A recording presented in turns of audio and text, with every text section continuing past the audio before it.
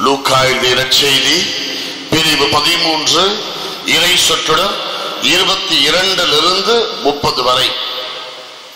அக்காலத்தில் இயேசு நகர்கள் ஊர்கள் தோறும் கற்பித்துக் கொண்டே எருசலேம் நோக்கி பயணம் செய்தார்.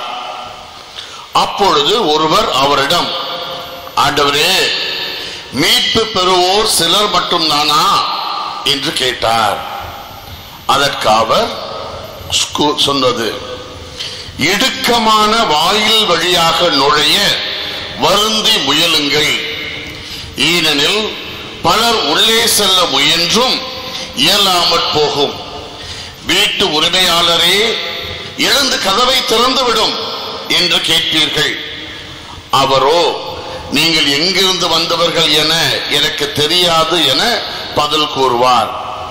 அப்பொழுது நீங்கள், நாங்கள் உம்மோடு உணவு உண்டோம், குடித்தோம், நீர் எங்கள் வீதிகளில் கற்பித்தீரே என்று சொல்வீர்கள். ஆனாலும் அவர், நீங்கள் எவ்விடத்தாரோ எனக்கு தெரியாது, தீங்கு செய்வோரே அனைவரும் என்னை விட்டு அகன்று போங்கள் என உங்களிடம் சொல்வார். ஆபிரகாமும் ஈசாக்கும் யாக்கோபுக்கும் இறைவாக்கினர் யாவரும் இறையாட்சிக்கு உட்பட்டிருப்பதையும் நீங்கள் புறம்பே தள்ளப்பட்டிருப்பதையும் பார்க்கும் பொழுது அழுது அங்கலாய்ப்பீர்கள். இறையாட்சியின் போது கிழக்கிலும் மேற்கிலும் வடக்கிலும் தெற்கிலும் இருந்து மக்கள் வந்து பந்தியில் அமர்வார்கள். ஆம், கடைசியானோர் முதன்மையாவர், முதன்மையானோர் கடைசியாவர் என்றார். இது கிறிஸ்துவின் நற்செய்தி. கிறிஸ்துவே உமக்கு புகழ். கிறிஸ்து இயேசுவில் பிரியமான சகோதர சகோதரிகளே, திருவிழா நெருங்கி வந்துவிட்டது.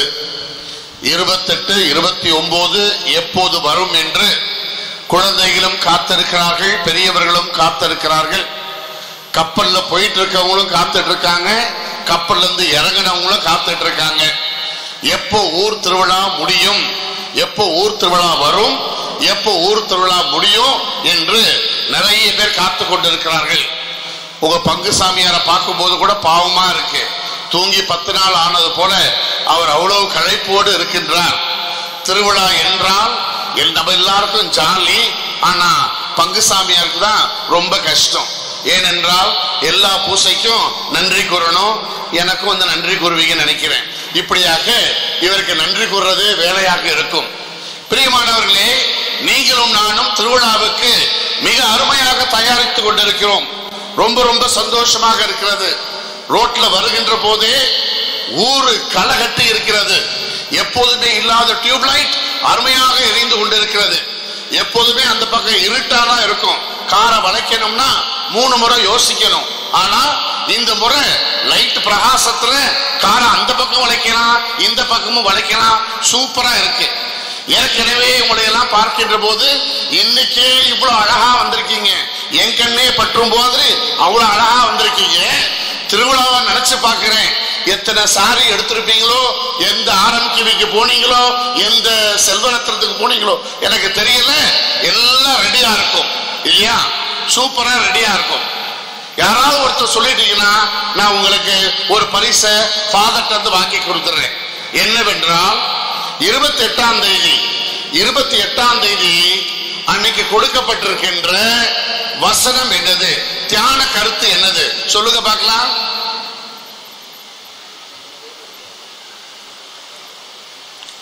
ராஜி சொல்றாப்ல, எனக்கே தெரியல அப்படின்னு சொல்றாப்ல. பிரியமானவர்களே, 29ஆம் தேதி இருக்க போகின்ற வாசகம் என்னது சொல்லுங்க பார்க்கலாம். முதல் வாசகம் எது, 2வது வாசகம் எது சொல்லுங்க பார்க்கலாம். இதுதான் தயாரிப்பா. தயாரிப்பு என்றால் என்ன? யாருக்காக இந்த தயாரிப்பு? நம் வீட்டுக்கான தயாரிப்பா அல்லது நாம் நம்முடைய ஆன்மாவுக்காக தயாரிப்பா? இந்த கேள்வியை தான் இந்த அருமையான நல்ல நாளில் நீங்களும் நானும் புரிந்து கொள்ள வேண்டும் என்று வந்திருக்கிறேன். பார்க்கலாம். அது விட்டுருங்க. இன்னைக்கு தலைப்பு யாரா சொல்லுங்க பார்க்கலாம். திருப்பலி. திருப்பலியை பற்றியது சொல்லுங்க. யாரும் ஒருத்தர் என்சே சொல்லுங்களேன். திருப்பலி இல்லாமல், திருப்பலி இல்லை என்றால் உலகம் நின்றுவிடும், அதாவது ஸ்தம்பித்து விடும். இது யார் சொன்ன வார்த்தை? பங்குசாமியார் சொன்ன வார்த்தையா, அல்லது இப்ப அந்த அம்மா வந்து சொல்லிட்டு போனாங்க அவங்க சொன்ன வார்த்தையா?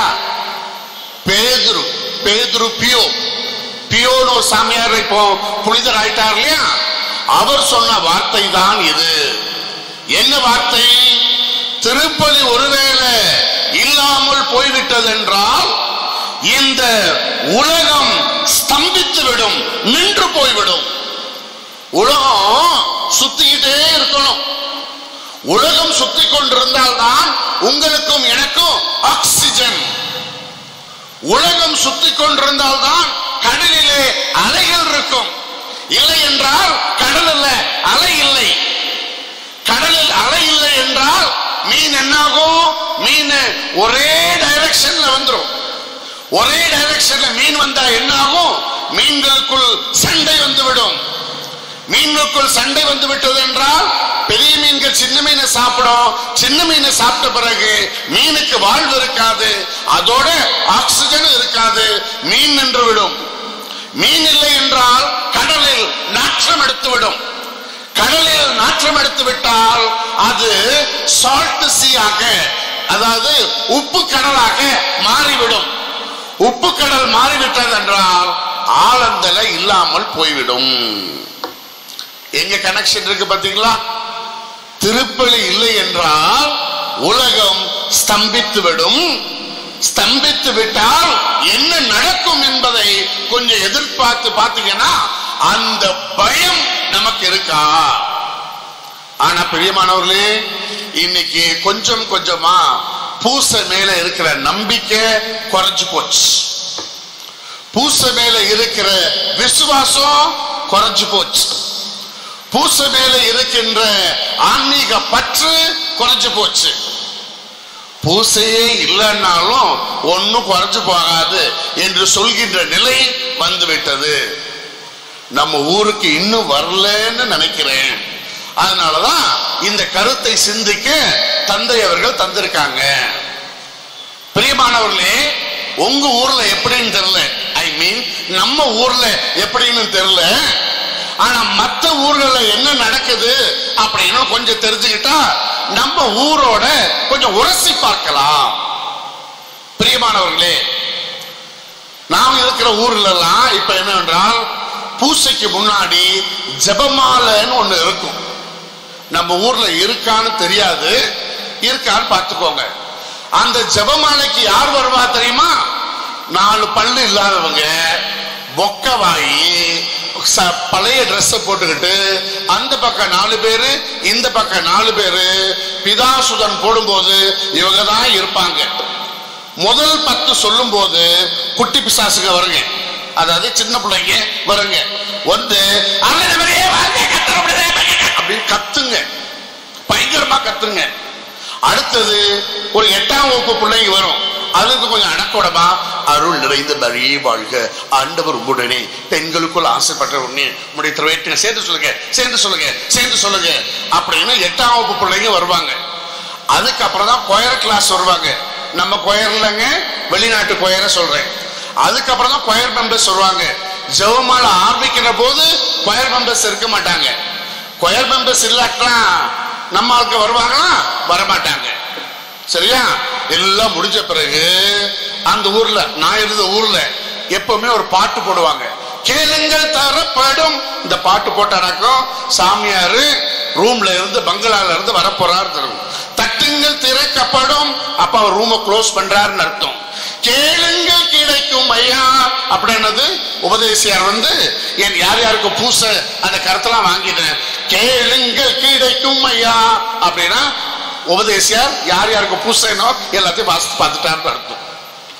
பிரியமானவர்களே, நம்ம ஊர்ல ஜெபமாலை இருக்கான்னு தெரியல, இருந்தாலும் நான் அப்படி பார்க்க மாட்டேன்.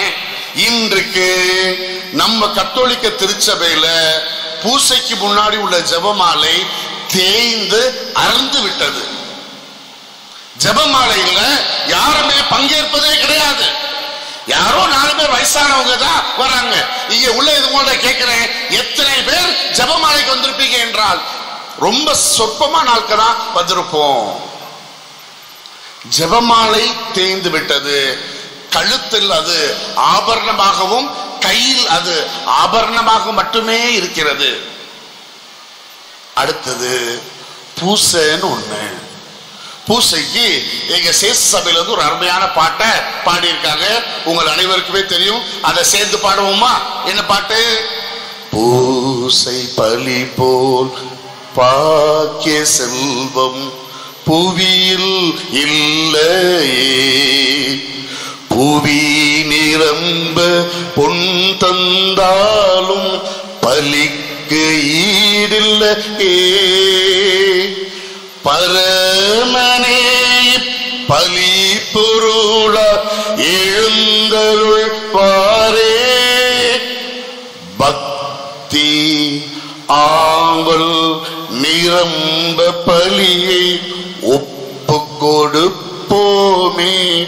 ஒவ்வொரு வார்த்தையும் ரொம்ப முக்கியம். இந்த பாடலை இயற்றியவர் இங்க இயேசு சபை தந்தை. இதை இயற்றியவர் ஜி அம்ப்ரோஸ். அதாவது இதுக்கு முன்னாடி மதுரையில ஒரு அருமையான ஆயர் இருந்தாங்க, தஸ்பீர் ஞானாதிக்கம் என்கின்ற ஒரு ஆயர் இருந்தாங்க. அவருடைய சொந்த அண்ணன் இந்த பாடலை போட்டாங்க. சூராடம் என்கின்ற ஊருக்காரரு அவர் இந்த பாடலை ஏற்றினார். இந்த பாடலை நான் 2-3 முறை நம்ம கோயில்ல கேட்டிருக்கேன். ரொம்ப அருமையா பாடுறோம். ஆனா இந்த பாடலில் உள்ள கருத்துக்களையும் திருப்பலியையும் நாம் உணர்ந்திருக்கிறோமா? அதைத்தான் கொஞ்ச நேரம் பேசலாம் அப்படின்னு நினைக்கிறேன். 20 நிமிஷம் பேசலாமா சாமி?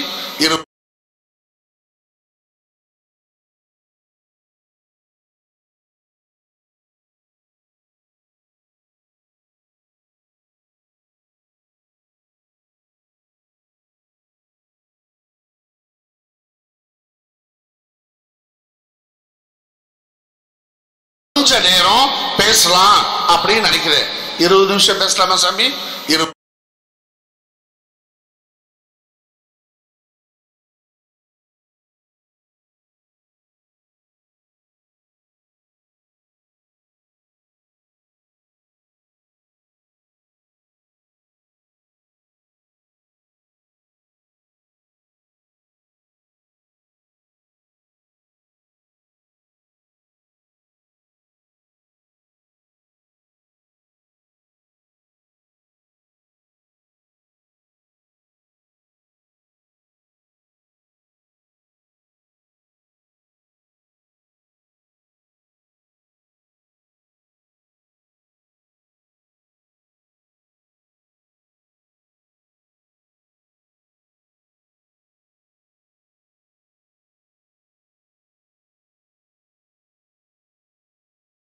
ஒன்று சிவப்பு கலர், இன்னொன்னு மஞ்சள் கலர், இன்னொன்னு இவ்வளவு மாவு வச்சிருப்பாங்க.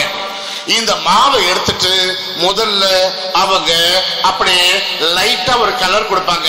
அம்மா பரவாயில்லையா? பரவாயில்ல. அதுக்கப்புறம் கொஞ்சம் சிவப்பு மாவு எடுத்து மூஞ்சில அப்புவாங்க. அப்பிட்டு அம்மா இப்ப ரொம்ப பரவாயில்லையா? ஆமா. இதை முடிக்கிறதுக்கு 7:30 மணி ஆயிரும். பூசை எத்தனை மணிக்கு? 7 மணிக்கு. 7 மணி பூசைக்கு 7:30 மணிக்கு தான் வீட்டுல இருந்து புறப்படுவாங்க. புறப்பட்டு வந்த உடனே முன்னாடி வந்து உட்காருவாங்களா? முன்னாடிதான் வந்து உட்கார மாட்டாங்க. அவங்க எப்பவுமே பின்னாடிதான் உட்காரணும். ஏன்னா சாமியார் முன்னாடிதான் நன்மை கொடுப்பாரு. நன்மை கொடுக்க வரும்போது சிங்க சக் சிங்க சக் அப்படின்னு வரணும். அந்த 2 முடி மாத்திரம் அப்படியே வந்து விழணும். அப்படி திருவிட்டு சிங்கு சக் சிங்கு சக்கு அங்கு வரணும். இவங்களும் ஆனந்த மழையில் நானிலம் மகிழ மன்னவன் வருகின்றான். யார் வரா? அம்மா, நம்ம அம்மா தான் வந்துகிட்டு இருக்குங்க. இப்படி மேக்கப் பண்றதுக்கு ப்ரிப்பேர் பண்ற நேரத்தை நாம நிறைய எடுத்துக்கிட்டு இருக்கோம். நம்ம ஊரை சொல்லலங்க, வேற ஊரை தான் சொல்றேன். கோபப்படாது. ஆண்கள் அந்த ஊர்ல, நம்ம ஊர்ல சொல்லல. ஆண்கள் என்ன செய்வாங்க, சனிக்கிழமைன்னா ஃப்ரீடே, சனிக்கிழமை ஃப்ரீடேல இருக்கிறதுனால 9 மணிக்கு போயிடணும். 9 மணில இருந்து 11 மணி வரைக்கும் அப்படியே இருக்கணும். 7 நடக்கும், அப்படியே நைட்டு தூங்கினாக்கும் 7 மணிக்கு எழுந்திருக்கணும். 7 மணிக்கு எழுதிட்டு வாயை கொப்பளிச்சுட்டு அப்படியே வெள்ளையும் சொல்லையுமா பூசைக்கு வரணும். அவங்க பக்கத்துல வருவாங்களா? வராது. ஏன்னா வாடை வரும். இந்த வாடை வர்றதுனால பின்னாடியே இருந்துருவாங்க. நம்ம அடுத்த சின்ன பிள்ளைங்க அவங்க என்ன செய்வாங்க, முதலெல்லாம் என்ன செய்வார்கள் என்றால் சின்ன பிள்ளைங்க தான் பூசையில ஃப்ரண்ட்ல இருப்பாங்க இல்லையா? இன்னைக்கு நிறைய ஊர்ல சின்ன பிள்ளைங்க ஃப்ரண்ட்ல இருக்கிறது இல்ல. ஏன் சொல்லுங்க? அம்மா அப்பாட செல்லம். எப்படி? செல்போனை கையில கொடுத்துட்டு வெளியில விளையாடுற, நான் வரும்போது வீட்டுக்கு போனோம், புரியுதா, இங்கே விளையாடும் போதுமா, தம்பி அப்படியே பார்த்துக்கோ, தங்கச்சி அப்படியே கையில வச்சுக்கோ அப்படின்னு அங்க கொடுத்துட்டு இங்க வந்துடுது. இதுதான் பூசையோடைய பிரிப்பரேஷன், தயாரிப்பு. நம்ம ஊர்ல சொல்லலைங்க, வெளியில போகும்போது அடிச்சிடாதீங்க. நம்ம ஊர்ல இல்ல, 450 கிலோமீட்டர் தூரத்துல இப்படித்தான் நடந்துட்டு இருக்கிறதாக சில பல செய்திகள் வருகின்றன. சரி, பூசைகளை வந்துட்டோமே, அப்ப பக்தியா இருப்பாங்களா? பக்தியா இருப்பாங்க, சூப்பர் பக்தியா இருப்பாங்க. முதல் ரீடிங் யாராவது வந்தா இவ யாரு இவ யாரு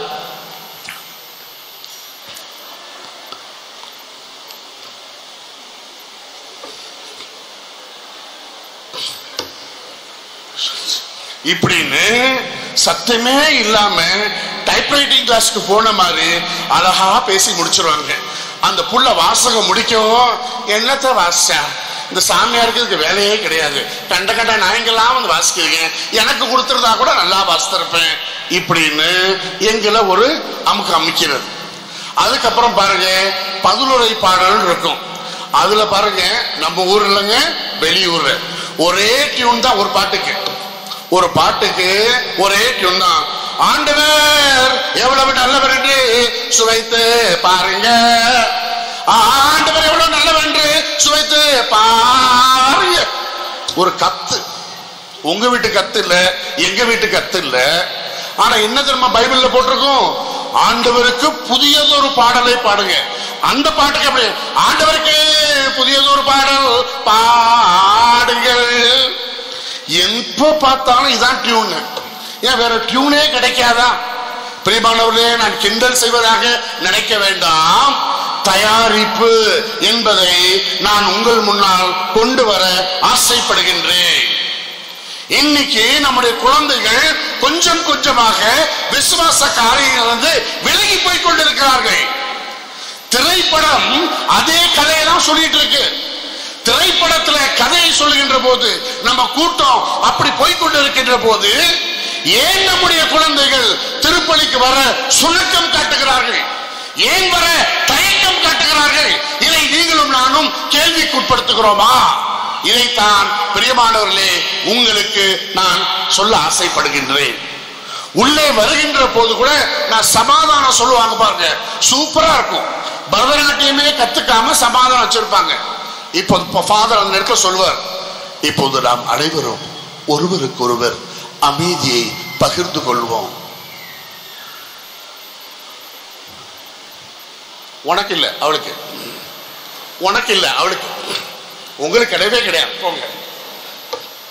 பிரியமானவர்களே, சமாதானம் என்பது வெறும் கும்பிடு போடுறதா அல்லது உள்ளிருந்து வருகிறதா? கடைசி அவனை சொல்லி அதுக்கப்புறம் உள்ள போவாங்க. இது இப்பதான் இன்ட்ரோடக்ஷன் வந்திருக்கேன். பிரியமான நன்மை வாங்க வருவாங்க. நன்மை நன்மை இப்ப வேற போப்பாண்டவர் வேற சொல்லிட்டாரா, நாக்குல வாங்காதீங்க கையில வாங்கிக்கலாம்னு சொன்ன உடனே அங்க பாருங்க பூசையில உட்கார்ந்து இருப்பாங்க. சரியா? அப்படி உட்கார்ந்துட்டு இருக்கும் போது ஒருத்தர் மூக்குக்குள்ள அப்படியே நுழைவார். இங்க விட்டு மூக்கு இங்க வந்துடும். கைய உள்ள விட்டு நோண்டி காவாப்பழம் எடுத்துருவார், கடவாப்பழம் எடுத்துருவார். இன்னொருத்தர் அப்பதான் நேத்து சாப்பிட்ட இறைச்சி இருக்க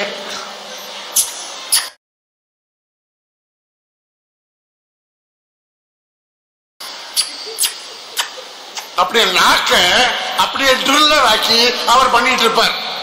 இன்னொருத்தர் பாருங்க, அப்பதான் அவருக்கு சொரிய வரும். இங்க சொரிவாரு, அங்க சொரிவாரு, செம கப்பு, 3 நாள் குளிச்சிருக்க மாட்டார்.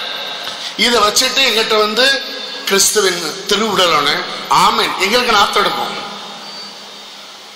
பிரியமானவர்களே, சில பேர் பாருங்க, கையில ஜெபமாலை இப்படி வச்சுக்கிட்டு, கையில ஜெபமாலை வச்சுட்டு நான் நன்மை கொடுங்கன்னு கேட்டா, நான் எங்கே நன்மை வைக்கணும், நான் எப்படி பார்த்துட்டு கொடுத்துட்டேன் அப்படி நான் சொல்ல வேண்டும். கையில கர்சீஃபை வச்சுக்கிறீங்க, கையில ஜெபமாலையை வச்சுக்கிறீங்க, எல்லாத்தையும் வைத்துக் கொண்டீர்கள் என்றால் இயேசுவுக்கு அங்கே எங்கே இடம் இருக்கிறது? இயேசுவை வாங்க வரீங்க, இயேசுவுக்கு அங்கே எங்கே இடம் இருக்கிறது? கர்சீஃபை கையில வச்சுக்கிட்டோம், ஜெபமாலையை கையில வைத்துக் கொண்டு வந்தால் இயேசுவை பெறுவதற்கு நீங்களும் நானும் ஆயத்தமாக இல்லையே. பிரியமானவர்களே, அதை விட ரொம்ப மோசமானது, குழந்தைய ஆட்டியா கொடுத்துட்டு வரலாம். சரி, நம்ம குழந்தைக்கு இப்படிதான், இப்படி குழந்தைய வச்சுக்கிறாங்க. வச்சுட்டு நான் நன்மை கொடுக்க வரும்போது, நான் நன்மை கையில கொடுக்கும் போது, நான் கொடுக்கும்போது வாங்கிட்டு போலாம்ல, அந்த பிள்ளைய சேர்த்து கை நீட்டுது. உடனே அந்த அம்மா சொல்றாங்க, சீ இது கக்கா வாங்காத, சீ இது கக்கா வாங்காத, அப்புறமா நான் உனக்கு வேற வாங்கி தரேன். ஆண்டவருக்கா மாறிட்டாரு. ஏங்க வேற வார்த்தையே கிடைக்கலையா? கக்காவா மாத்திட்டீங்கல்ல. அந்த பிள்ளைக்காக ஆண்டவர் இயேசுடைய பாடுகளை எல்லாம் நாம் இப்படி செய்துட்டோமே. இது நடந்து கொண்டிருக்கிறது. குழந்தை வாய வைக்கும், அவங்க அப்படியே வாய அப்படியே புத்திடுவாங்க, அப்படின்னு வாய புத்திடுறாங்க. இது எல்லாமே செய்கின்ற போது பிரியமான சகோதர சகோதரிகளே, திருப்பலியினுடைய அந்த எசன்ஸ், திருப்பலியினுடைய சாரம் குறைந்து கொண்டே போகிறது. ஏன் என்றால் நம்முடைய குழந்தைகள் இவற்றை எல்லாம் பார்த்து கொண்டே இருக்கிறார்கள். நீங்களும் நானும் இன்னும் 40 வருஷ காலத்துல காணாம போயிருவோம். சரியா? இந்த குழந்தைகள் தான் இருக்க போகிறார்கள். இந்த குழந்தைகளிடம்தான் விசுவாசத்தை நீங்களும் நானும் ஊட்டி வளர்க்க வேண்டும். அதை நீங்களும் நானும் செய்கிறோமா? திருப்பலியை பற்றி என்றாவது குடும்பத்திலே பேசியிருக்கோமா? திருப்பலிக்கு இதுதான் வாசகம் என்று என்றாவது நம்முடைய குழந்தைகளுக்கு சொல்லிக் கொடுத்திருக்கிறோமா? திருப்பலிக்கு இன்ன வாசகம் இருக்கு, நீ போய் வாசிமா என்று குழந்தைகளை உற்சாகப்படுத்தி இருக்கிறோமா? பிரியமானவர்களே, இதெல்லாம் செய்யாமல் இருந்தோம் என்றால் கொஞ்சம் கொஞ்சமாக ஜெபமாலை என்பது ஏதோ ஒரு வேடிக்கை வாடிக்கையானது போல நம்முடைய திருப்பலியும் போய்விடுமோ என்கின்ற பயம் வருகிறது. ஆகவே தான் இந்த அருமையான நல்ல நாளிலே ஸ்தம்பித்து போய்விடாதபடி, உலகம் நின்று விடாமல் போகாமல் இருப்பதற்கு நீங்களும் நானும் இந்த திருப்பலியில் பக்தியுடன் பங்கு பெற முயற்சி செய்ய வேண்டும்.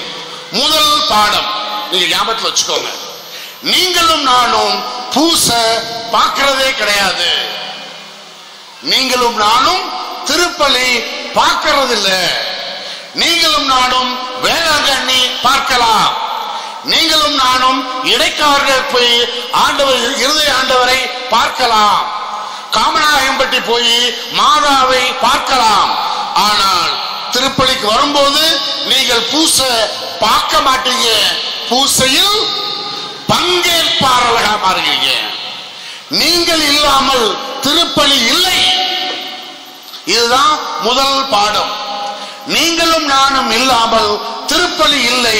அதனாலதான் இதற்கு பேரு மாஸ். MASS, mass. மாஸ் என்றால் என்ன? கம்யூனிட்டி, குடும்பம் என்ற அர்த்தம். நாம் அனைவரும் சேர்ந்து வந்து ஆண்டவருடைய பாடுகளிலும் உயிர்ப்பிலும் பங்கேற்கிறோம், பங்கு ஏற்கிறோம். இதை முதலில் தெரிஞ்சுக்கணும். அதனால தயவு செய்து உங்க பிள்ளைகள்கிட்ட சொல்லாதீங்க, காலைல பூசை பாத்தியா? பூசை இல்ல, இந்த வார்த்தையை மீண்டும் மீண்டும் பயன்படுத்துங்க. பூசையில் பங்கேற்பது. இரண்டாவது உங்களிடம் கேட்பது என்னவென்றால், பூசை என்ற வார்த்தையை இனி பயன்படுத்தாதீர்கள். பூசை என்கின்ற வார்த்தை பூஜை என்கின்ற வார்த்தையில் தமிழ் வடிவம். பூஜை. பூஜைனா என்னது? நம்முடைய சகோதர சகோதரிகள், இந்து மத சகோதர சகோதரிகள் என்ன செய்வாங்க? கையில பூ எடுப்பாங்க, கொஞ்சம் தீர்த்த மாதிரி ஒண்ணு வச்சிருப்பாங்க, ஜலம் வச்சிருப்பாங்க. இந்த பக்கம் ஒண்ணு வச்சுட்டு ஓம் அப்படி ஓம் நமோ நாராயண நமக அப்படி போக அந்த போக அங்க நாளைக்கு போயிட்டு வாங்க அப்படின்னு அவங்க என்ன செய்வாங்க, பூஜிப்பார்கள். சிலைக்கு அவர்கள் அர்ச்சனை செய்வார்கள். இது அர்ச்சனை கிடையாது. திருப்பலி என்பது பூஜை கிடையாது. அது அந்த காலத்துல உள்ள படிக்காத மக்களுக்காக நீங்க அந்த ஊர்ல பூஜை செய்யறது மாதிரி நம்ம ஊர்ல பூஜை இருக்கு அப்படின்னு சொல்லி கூட்டிட்டு வந்தாங்க, அவ்வளவுதான். இது பூஜை கிடையாது. இது திருப்பலி திரு விருந்து ரெண்டும் சேர்வது. திருப்பலி திரு விருந்து இந்த இரண்டும் சேர்ந்தால்தான் அது நீங்க நினைக்கிற மாஸ் என்கின்ற பூசையாகும். ரெண்டு நடக்குது, திரு பலி நடக்குது, இன்னொன்று திரு விருந்து நடக்கிறது. இரண்டும் இருப்பது தான் நம்முடைய யூக்கரிஸ்டிக் செலிப்ரேஷன், நற்கரணை கொண்டாட்டம். இதை இரண்டாவது பாடமாக நீங்களும் நானும் புரிந்து கொள்ள வேண்டும். மூன்றாவது, எத்தனை பூசை பார்த்திருப்பீங்க இல்லையா? பூசையில எத்தனை பார்ட்ஸ் இருக்கு? பூசை இருக்கு இல்லையா, ஒரு பூசை ஒரு திருப்பலி இருக்கு இல்லையா? இந்த திருப்பலியில எத்தனை பார்ட்ஸ் இருக்கு? குழந்தைங்க சொல்லுங்க பார்க்கலாம், சின்ன பிள்ளைங்க. 8 4? நல்லா தெரிஞ்சுக்கோங்க, பிள்ளைங்களுக்கு சொல்லி கொடுக்கணும். ஃபர்ஸ்ட் வந்த உடனே இன்ட்ரடக்டரி என்னது? தொடக்கம். ஒரு திருப்பலி இப்படிதான் இருக்க வேண்டும் என்று நம்முடைய நம்முடைய கத்தோலிக்க திரு அவை இப்படிதான் இருக்க வேண்டும் என்று நமக்கு படம் பிடித்து காட்டுது. முதல்ல என்ன இருக்கணும்? ஒரு பாடலை வருகை பாடலாக பாடணும். ஒருவேளை பாட்டு கிளாஸ் வராட்டி அங்க என்ன இருக்கும்னா, பாடல் பாடாட்டி திருப்பலிக்கு முன்னாடி அந்த இடத்துல ஒரு வாசகம் கொடுக்கப்பட்டிருக்கும், வாழ்த்தொலி ஒன்று இருக்கும். அந்த வாழ்த்தொலியோடு நாம் திருப்பலியை ஆரம்பிக்க வேண்டும். அதனாலதான் நம்ம வருகை பாடல் என்பதை பாடுறோம். இந்த வருகை பாட்டு பாடுகின்ற போது திருப்பலிக்குள் அந்த திருப்பலி செய்த நிறைவேற்ற குருவானவர் உள்ளே வருகின்ற போது நீங்களும் நானும் எழுந்திட வேண்டும். ஏன் எந்திரிக்க வேணும்? ஏன் எந்திரிக்கணும்? மரியாதை நிமித்தமாக அல்ல, ஆண்டவரே இப்போது வரப்போகிறார். ஆகவே நான் கச்சையை கட்டிக்கொண்டு நான் தயாராக இருக்கிறேன் என்பதை காட்டுவதற்காக நீங்களும் நானும் எந்திரிக்க வேண்டும். அத போன பிறகு பிதாசுதன்ல ஆரம்பிப்பாங்க.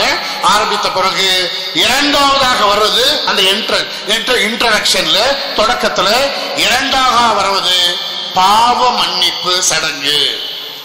பாவ மன்னிப்பு சடங்குல ஒரு ஜெபத்தையும் ஆண்டவரே இரக்கமாயிரும் என்கின்ற பாடலையும் நாம் பாடுகின்றோம் அல்லது சொல்கின்றோம்.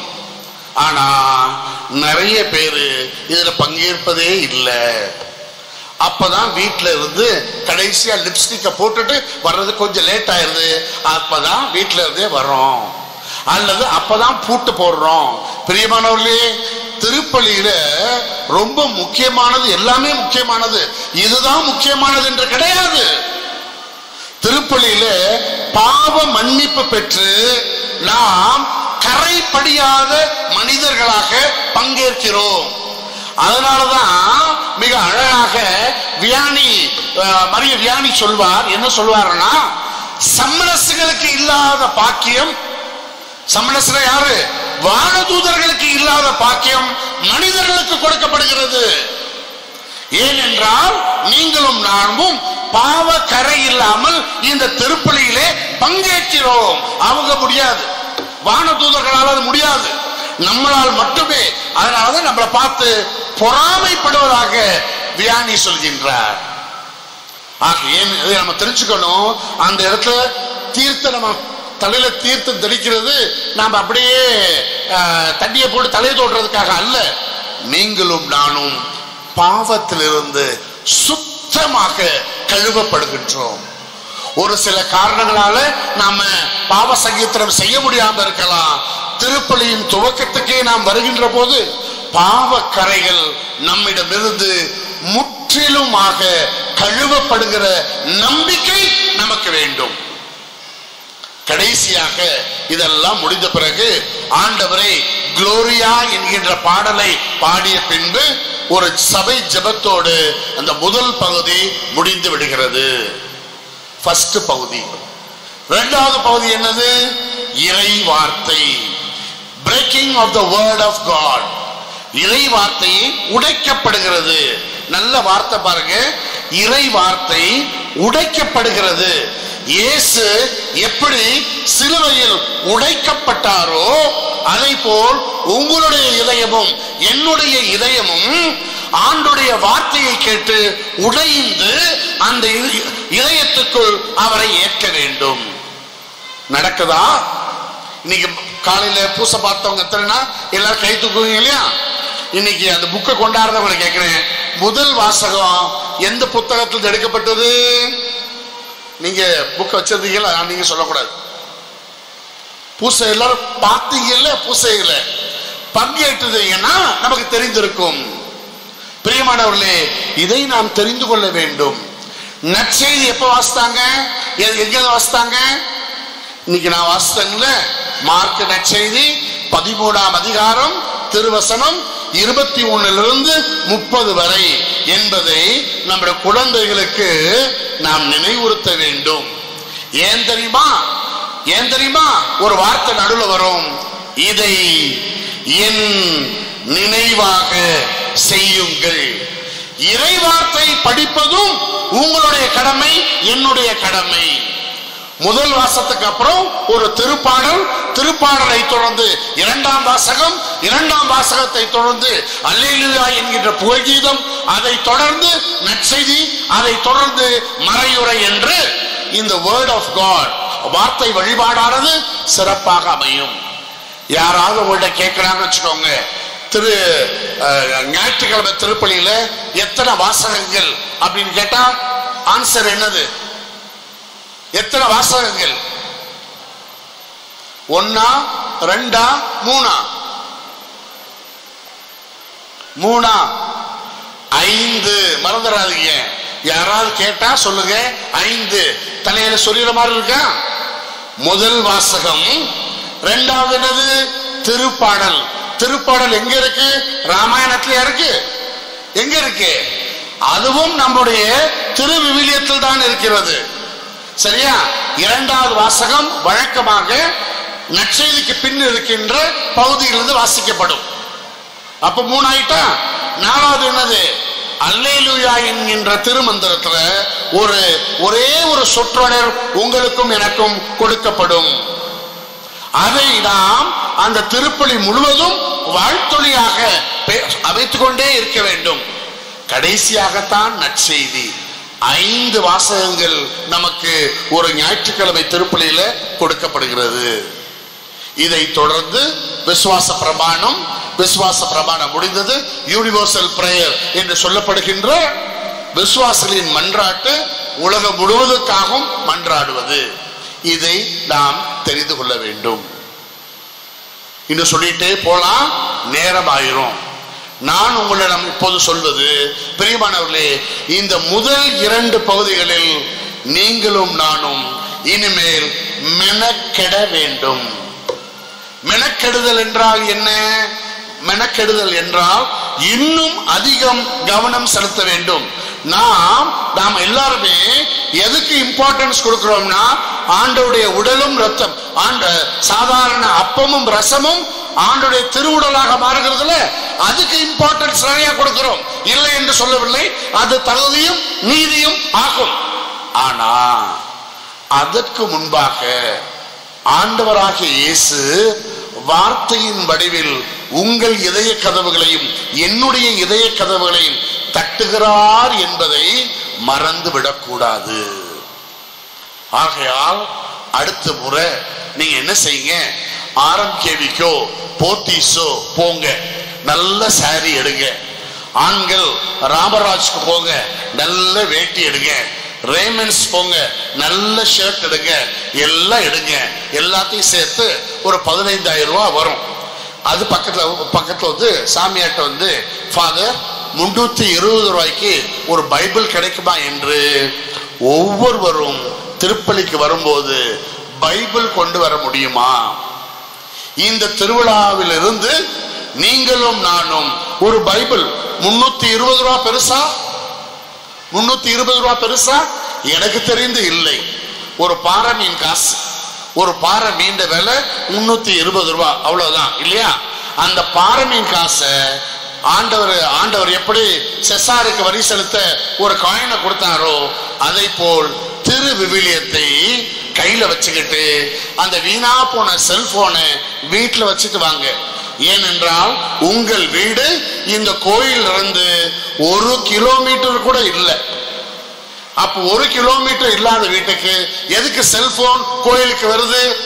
கோயிலுக்கு வர்றது நாம் ஆண்டோடைய இறை வார்த்தையை கேட்க வேண்டும் என்றால் கண்ட கண்ட வார்த்தைகள் நம்முடைய செல்போன் மூலமாக வரக்கூடாது. நீங்கள் திரு பயணிகள் என்றால் செல்போன் இருக்கிறது பரவாயில்லை. நம்ம ஊருக்காரங்களுக்கு செல்போன் வைத்துக் கொண்டு ஏன் திருப்பலிக்கு வர வேண்டும்? இந்த கேள்வியை கேளுங்கள்.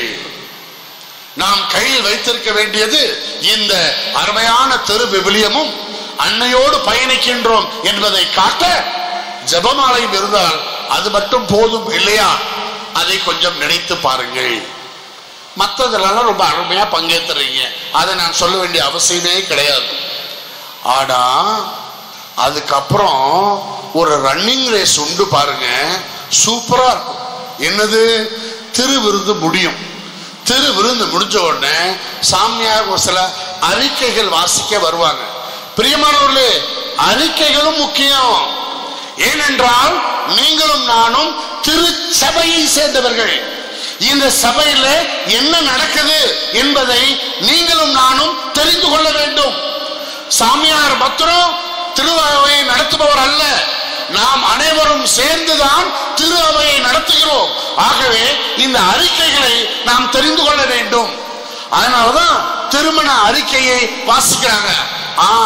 பிலோமினா மக, அவளுக்கு திருமணமா? Very good, very good, very good. Santhappan அவங்களுடைய மகனுக்கு கல்யாணமா? எங்க பொண்ணு எடுக்கிறாங்க? மணப்பாட்டில் பொண்ணு எடுக்கிறாங்களா? இது எல்லாம் நாம் தெரிந்து கொள்ள வேண்டும். திரு அவையினர் எங்கெங்க இருக்கிறோம் என்பதை தெரிந்து கொள்ள வேண்டும். மற்ற நிகழ்வுகளையும் தெரிந்து கொள்ள வேண்டும். 100 மீட்டர்ஸ் டேஷ் ஓடுறது மாதிரி நீங்களும் நானும் அந்த அறிக்கை நேரத்துல எல்லாரும் ஓடிடுறாங்க. எனக்கு ரொம்ப ஆசை, நம்முடைய கொம்பேரியன் சபையெல்லாம் உட்கார்ந்து இருக்காங்களே, யாரையும் போகாம அப்படியே கட்டி காத்துறணும். அப்படி இருந்தா ரொம்ப அருமையாக இருக்கும் என்று நினைக்கிறேன். அதை விட பாருங்க, வீட்டுல என்னமோ நிறைய வேலை இருக்கிற மாதிரி சென்று வாருங்கள் தான் சாமியார் சொல்லியிருப்பாரு. பாட்டி கூட ஓடி போயிடும். சென்று வாருங்கள், திருப்பலி முடிந்தது சொல்றதுக்குள்ள ஓடி போயிடுவாங்க. பிரியமானவர்களே, திருப்பலி எப்போது முடிகிறது என்றால் நிறைவு பாடலை பாடி முடிக்கின்ற போதுதான் திருப்பலியானது நிறைவேறுகிறது. இதையெல்லாம் நீங்கள் புரிந்து கொண்டு செயல்பட உங்களை அன்போடு அழைக்கின்றேன். 2வது பகுதி ஓவர். 3வது பகுதி, நீங்களும் நானும் திருப்பலியை வாழ்ந்து காட்ட வேண்டும். நீங்களும் நானும் மறு கிறிஸ்துக்களாக இந்த ஆலந்தலை ஊர்ல வாழ்ந்து காட்ட வேண்டும். இந்த ஆலந்தலை திருமண் இது அருமையான மண்ணாகும். இது என்னுடைய ஊர் என்பதால் பேசவில்லை. இந்த ஊர்ல உங்கள் அனைவருக்கும் தெரியும், அருமையான வசனங்கள் மூலம் அற்புதமான ஒரு கிணறு இருந்தது. எல்லாருக்கும் தெரிஞ்சதுதான், இல்லை என்று சொல்லவில்லை. இது ஊற்றெடுத்த இடம். இந்த ஊற்றில் இருந்து வெறும் நீர் அல்ல, விசுவாசம் பெருக வேண்டும். இந்த இடம் ஊற்று. இந்த ஊற்றிலிருந்து கத்தோலிக்க விசுவாசம் பெருக வேண்டும். இந்த ஊற்றிலிருந்து நம்முடைய குடும்பங்களில் சமாதானம் இருக்க வேண்டும். நம்முடைய குடும்பங்களில் சமாதானம் இருக்கா? நம்ம குடும்பங்களில் சமாதானம் இருந்தால் பத்தாது, தெருக்களில் சமாதானம் இருக்க வேண்டும். திருவிழாவை நீங்களும் நானும் விமரிசையாக கொண்டாட வேண்டும் என்றால் பக்கத்து வீட்டுக்காரனோடு கை குலுக்க உங்களாலும் என்னாலும் முடியுமா? 2வது, நாம் தேர் எடுப்போம் இல்லையா? இந்த தேர் பின்னாடி போகும்போது என்ன அர்த்தம் தெரியுமா? எங்கள் விசுவாசம் எப்படி இருக்கு என்று ஒவ்வொரு தெருக்காரர்களும் நாம் ஒவ்வொரு ஊர்க்காரர்களுக்கும் நம்ம காட்டுகின்றது. உங்களுடைய விசுவாசம் என்னுடைய விசுவாசம் எப்படிப்பட்டதாக இருக்கிறது? மூன்றாவதாக உறுதி கூறுகிறோம். என்ன உறுதி கூறுகிறோம்? நான் வருங்காலத்திலும் நான் நற்செய்தியின் தூதுவராக இந்த ரோம கத்தோலிக்க திரு அவைக்கு நான் என்னையே கையளித்து இயேசுவின் மறுசீடராக வாழ்வேன் என்று கையளிக்கின்றதிடம். இந்த மூன்றையும் நாம் செய்கின்ற போது நம்மிடம் இருக்கின்ற குழந்தைகள் அதை கற்றுக்கொள்வார்கள். நம்மிடம் இருக்கின்ற குழந்தைகள் கற்றுக்கொள்கின்ற போது இந்த விசுவாச வாழ்க்கை, இந்த விசுவாச நடை, இந்த விசுவாச பாரம்பரியம் கட்டி காக்கப்படுகிறது. அப்படி கட்டி காக்கப்படுகின்ற போது நாம் வாழ்வோம், இயேசுவும் நம்மில் வாழ்வார். பிரியமானவர்களே, ஒரு திருவிழாவில் இது உண்மையிலே நடந்தது. நான் அந்த திருவிழாவுக்கு போயிருந்தேன். அது எங்க ப்ரொஃபசர்ஸ் இருக்கிற ஊர். அந்த ஊருக்கு நான் போயிருக்கும் போது ஒரு ப்ரொஃபசர் வீட்டுக்கு போனேன். அங்கே நல்லா சாப்பிட்டு முடிச்சுட்டு நான் சொன்னேன், அடுத்த ப்ரொஃபஸர் வீடு தெரியாது, வந்து கொஞ்சம் காட்டுங்க. என்ன ஃபாதர், நான் வழி சொல்கிறேன், நீங்களா போங்க அப்படின்னாரு. என்ன சார், நான் ஊருக்கு புதுசு, வழி சொல்கிறேன்றீங்க அப்படின்னு ஒன்று. இல்லை ஃபாதர், எங்களுக்கும் அவங்களுக்கும் ஒரு 7 வருஷமாக சண்டை ஃபாதர், பேச்சுவார்த்தை இல்லை ஃபாதர். அப்படியா? இப்போ நீங்கள் கூட நான் வந்திருக்கேன், நான் உங்கள் வீட்டுக்கு எங்கள் வீட்டுக்கு வந்திருக்கேன் முதல்ல சொல்லிடாதீங்க. பிறகு அவங்க ரொம்ப வருத்தப்படுவாங்க. ஏன்னா அவர் தான் சீனியரு, நான் ஜூனியரு. ஏடா தெரியாமல் சாப்பிட்டுட்டேனே அப்படின்னு எனக்கு ஒரு மாதிரி ஆயிட்டு. சரி சார், வீடை மாத்திரம் காட்டுங்க அப்படின்னு நான் என்ன செய்தேன், கண்டுபிடிச்சி அவங்க வீட்டுக்குள்ள போயிட்டேன். வீட்டுக்குள்ள போன உடனே 3 இருந்தாங்க அந்த வீட்டுக்காரங்க. ஏன்னு கேட்டேன், அங்கே போயிட்டு தானே வாரீங்க? அதான் எனக்கு தெரியாதுங்க. கார் இருக்க வீடுனா நீங்க போவீங்க, எங்கள்கிட்டலாம் கார் இல்லைல்ல, அதான் நீங்களாம் வர்றதே இல்லை. அட இது என்னடா இலவா போச்சு, நான் தெரியாமலோ வந்துட்டேன், பேசாம பூசை வச்சோமா பிரசங்கம் வச்சோமா போயிருக்கலாமே. அப்படிலாம் இல்லை சார், நீங்க பேசுவோம், வாங்க வாங்க. அவங்கள்ட்ட கொடுக்குற மாதிரி எங்கள்கிட்ட பிரியாணி எல்லாம் கிடையாது. நான் கேட்டேன்னா, நீங்க கொடுக்குற ஒரு சோடா கொடுத்தாலும் பரவாயில்ல, ஒரு காப்பி தண்ணி கொடுத்தாலும் பரவாயில்ல, குடிச்சிட்டு போலான்னு தான் இருந்தேன். அவங்க வீட மாதிரி எங்களுக்கு பிரியாணி கொடுக்க முடியாது, அவங்கள்ட்ட இருக்கிற மாதிரி சிலோன் லட்டுலாம் கொடுக்க முடியாது. சரி சார், உங்கள்ட்ட என்ன இருக்கோ எங்க வீட்டிலாம் நீங்க சாப்பிடுவீங்களா?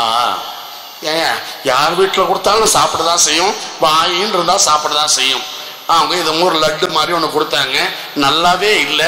இருந்தாலும் லட்டு எடுத்து, வாட் ஸ்வீட்டா, சோ ஸ்வீட்டு, என் மனைவியே செய்தது அப்படின்னாங்க. பாவம், அவங்க வீட்டுக்காரர் எவ்வளோ கஷ்டப்படுவாரோ அப்படின்னு கூட நினச்சிக்கிட்டு இருந்தேன். சாப்பிட்டு முடிச்சாச்சு. சாப்பிட்டு முடிச்சோடனே ஏதோ என் மனசுக்கு பட்டுச்சு. சார், தப்பா நினச்சிக்காதீங்க, எவ்வளோ நாளைக்கு சார் இந்த மாதிரி சண்டை போட்டுட்டு இருக்க போறீங்க? ஃபாதர், வந்தீங்களா, பேசுனீங்களா, போனீங்களான்னு இருக்கணும். தேவையில்லாத மூக்க நுழைக்காதீங்க. நான் நுழைக்கலாம் பண்றேன் சார். என் மனசுல ஒரு ஆதங்கம். அந்த வீட்டில் உங்களை பத்தி எவ்வளவு நல்லா சொன்னாங்க தெரியுமா? நீங்க பெரியவங்க, நீங்க தான் இந்த ஊருக்கு இவ்வளவு நல்லது செய்திருக்கேன். சொல்லியிருக்க மாட்டேன் ஃபாதர், சொல்லியிருக்க சார். சொன்னாங்க சார், எனக்கு உங்களை பத்தி ஒண்ணுமே தெரியாது சார், சொன்னாங்க சார். நீங்க என்னன்னா கொஞ்சம் அவர் சொன்னது இவ்வளவுன்னா நான் இவ்வளவு சொன்னேன் அவரை பத்தி.